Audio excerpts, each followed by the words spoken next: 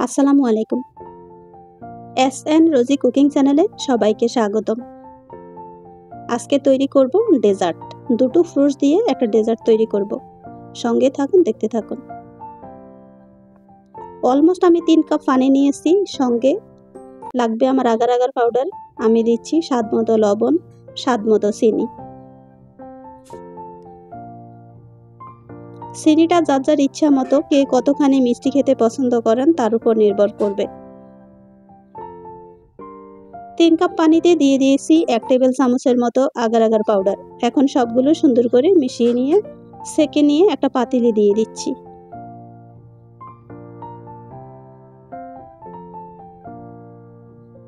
চুলায় বসিয়ে দিয়ে অনবরত নাড়তে হবে ফুটে ওঠা পর্যন্ত।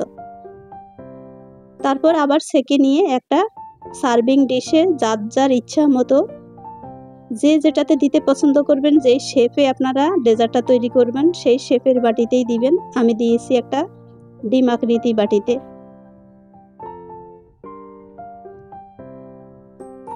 সঙ্গে এখন দিয়ে দিচ্ছি যেই ফ্রুটস কেটে রেখেছিলাম, ম্যাঙ্গো, ড্রাগন ফল।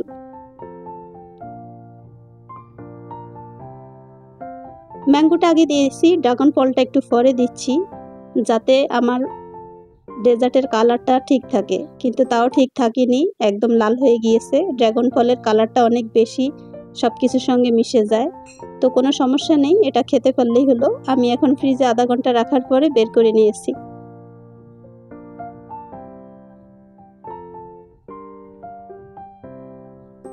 ওয়াও, দেখতে পেয়েছেন একদম ডিমের মতো সুন্দর একটা ডেজার্ট তৈরি হয়ে গিয়েছে। এখন যার যার শেপে এটা কেটে নিতে পারি। জাস্ট হচ্ছে এখন সার্ভ করার পালা।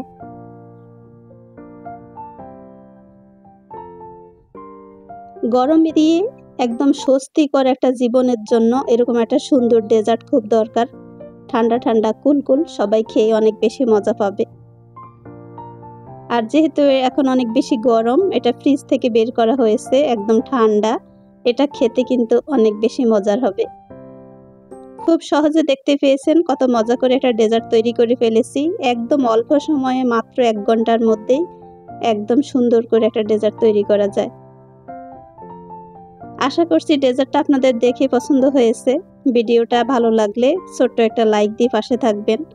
যারা আমার চ্যানেলে নতুন, চাইলে কিন্তু চ্যানেলটা সাবস্ক্রাইব করে নিতে পারেন। অলরেডি যারা এই কাজটা করে ফেলেছেন তাদেরকে অসংখ্য ধন্যবাদ। আমি আমার নিজস্ব শেপে ডেজার্টটাকে কেটে নিয়েছি স্কয়ার করে। এখন হচ্ছে সবাইকে খেতে দিচ্ছি মজা করে। এই গরমে স্বস্তি ফিরিয়ে আনতে আমাদের এরকম একটা ডেজার্ট খুব দরকার ছিল। তাই আমি আজকে একদম ঝটপট করে বানিয়ে নিয়েছি নিজের মতো করে একটা ডেজার্ট।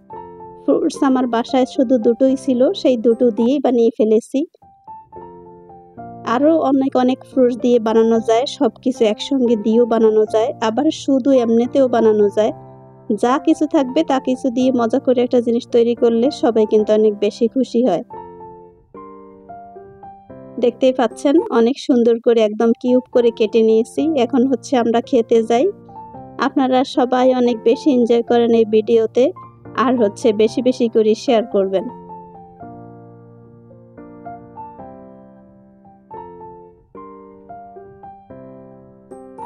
দেখেই তো একদম অনেক বেশি ভালো লাগতেছে। কিছুদিন আগে দেখলাম ফেসবুকে এরকম একটা সাবান বিক্রি করে, এরকম একটা সাবানের মতো দেখতে হয়েছে। এটা কিন্তু আসলে খাবারের জিনিস, ডেজার্ট।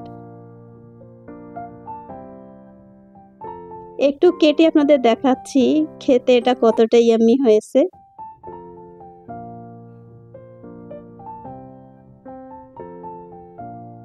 একেবারে নরমাল কিছু জিনিস দিয়ে কিন্তু গর্জিয়াস একটা জিনিস তৈরি হয়ে গিয়েছে। আমার কাছে ভীষণ ভালো লেগেছে।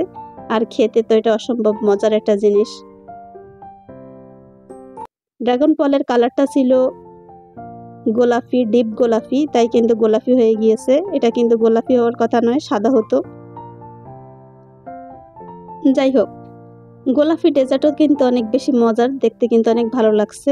খেতে তো ভীষণ মজার ছিল, এটার সাথে কোনো কালারের সম্পর্ক নেই।